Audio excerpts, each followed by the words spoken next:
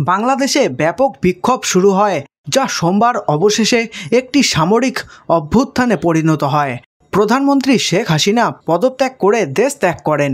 হাসিনার বাংলাদেশ ছেড়ে চলে যাওয়ার পরপরই সেনা প্রধান জেনারেল ওয়াকার উজ জামান বলেন, সেনাবাহিনী অন্তর্বর্তী সরকার গঠন করবে।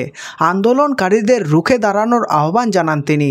হাসিনার সামরিক বিমানে দেশত্যাগের খবর ছড়িয়ে পড়ার সাথে সাথেই বিক্ষোভকারীরা প্রাক্তন প্রধানমন্ত্রীর বাসভবনে হামলা চালায়। রীতিমতো গণলুণ্ঠন চলে। ভবনের আসবাবপত্র সহ অধিকাংশই দখল হয়। এমনকি প্রাক্তন প্রধানমন্ত্রীর বসন আদিসহ ব্যক্তিগত সামগ্রীও লুট হয়। ভাইরাল ভিডিও এবং ছবিতে দেখা যাচ্ছে একজন প্রতিবাদকারীর হাতে একটি অন্তর্বাস রয়েছে, যা তিনি সাবেক প্রধানমন্ত্রীর সরাসরি বাসভবন থেকে লুট করেছেন বলে জানা যাচ্ছে। এই ভাইরাল ভিডিও এবং ছবিতে দেখানো সেই বিক্ষোভকারীর ছবি সোশ্যাল মিডিয়া প্ল্যাটফর্ম এক্সে ভাইরাল হয়েছে এবং ব্যাপকভাবে শেয়ার করা হচ্ছে। ভিডিওতে দেখা গেছে বিক্ষোভকারীরা হাসিনার সরকারি বাসভবন থেকে সব ধরনের জিনিসপত্র লুট করছে। বেশ কিছু ভিডিওতেও দেখা যায় কিভাবে কিছু বিক্ষোভকারী শেখ হাসিনার বসনও লুট করেছে।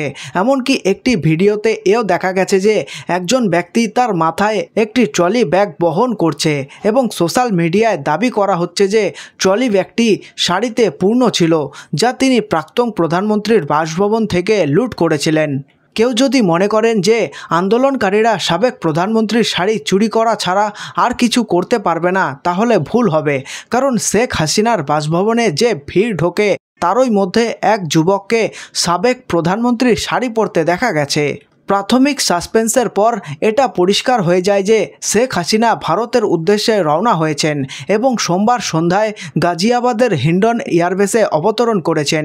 প্রতিবেদনে দাবি করা হয় যে তিনি শীঘ্রই লন্ডনের উদ্দেশ্যে পাড়ি দেবেন, তবে এ বিষয়ে আনুষ্ঠানিক কোনো নিশ্চয়তা নেই।